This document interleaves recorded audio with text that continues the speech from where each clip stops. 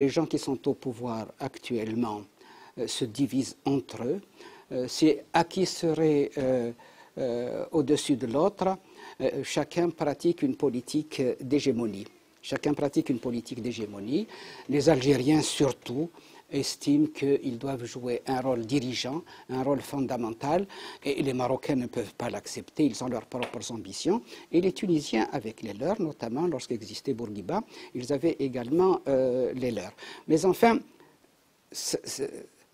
au niveau de l'existence de ces nations, ça se comprend, mais au niveau de la rencontre, ça ne se comprend pas. Au lieu de parler de politique d'hégémonie et de domination, on ferait mieux d'être animé d'un esprit de compréhension, d'un esprit d'égalité, d'un esprit de fraternité et préparer les conditions pour la constitution d'un État confédéral dans un premier temps. Il n'est pas possible de constituer un État pour l'ensemble de l'Afrique du Nord, mais ces nations existantes actuellement, elles sont établies, elles ont leurs traditions, elles ont duré depuis déjà quelque temps, les ignorer serait absolument absurde. Il faut donc un État fédéral à l'échelle de l'Algérie, un État confédéral à l'échelle de l'Afrique du Nord entière. Et cela durera des décennies et peut-être des siècles, mais il arrivera bien un moment où les Algériens se sentiront à l'étroit dans les frontières algériennes. Il en sera de même pour les Marocains, pour les Tunisiens et les Libyens. Il y aura une interpénétration et avec une politique intelligente et de confraternité, de fraternité, avec une politique qui fait que l'on se retrouve pour discuter des problèmes et pour s'entendre, eh bien, on aidera, on créera une atmosphère qui facilitera l'établissement d'un État confédéral.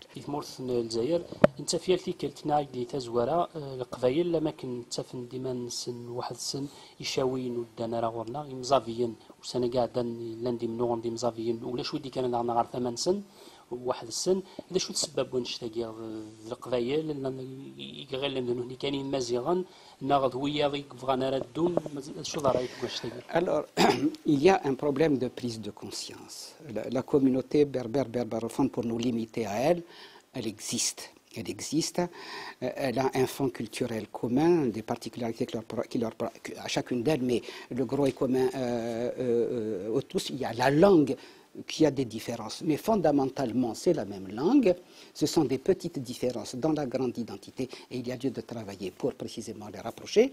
C'est le travail qui revient aux élites. Il n'y a pas une prise de conscience suffisante dans ce domaine. Et c'est là qu'il faut incriminer les élites qui n'ont pas travaillé suffisamment dans ce sens. Et puis à cela, il faut s'ajouter, après les événements de 80, il y a eu un élan, parce que les événements de 80 sont partis avec les positions que je défends, des positions d'Algérie algérienne, de langue berbère et d'arabe algérien. Il y a eu un élan qui a été fait pour regrouper l'élément berbérophone pour nous limiter à eux, puisque vous limitez la question à eux. Il y a eu des contacts qui ont été établis. Mais malheureusement, il y a eu des fautes qui ont été établies chez nous. Certains ont commencé à parler uniquement de kabyle, de langue kabyle, etc. Et le pouvoir qui a pénétré le mouvement, qui fait son travail, il a mobilisé les gens de son côté. Nous ne sommes pas suffisamment ouverts, nous ne sommes pas suffisamment constants, parce que nous disons, bon, ils n'ont pas voulu marcher, donc on les abandonne. Vous savez, la politique, il ne faut pas croire, c'est un long processus, l'unification de l'Algérie sérieuse dans les deux communautés nationales. C'est un long processus. Au lieu d'y travailler de manière constante, ils se sont découragés et ils se sont dit, ils ne veulent pas marcher. Non seulement ils ne veulent pas marcher, mais le pouvoir les a mobilisés contre nous. Eh bien, on les considère comme des ennemis, ou ces derniers temps, on considère qu'ils sont peu importants, et on a considéré que eux, ce ne sont pas des gens si importants que cela, tandis que nous sommes des gens qui sont assez importants. Vous savez, nous sommes orgueilleux, et l'orgueil peut perdre bien des sociétés, pas simplement des hommes, mais également des sociétés. Il faut nous retrouver tous avec beaucoup d'humilité, ne pas se considérer comme supérieurs aux autres. Il faut que nos élites travaillent.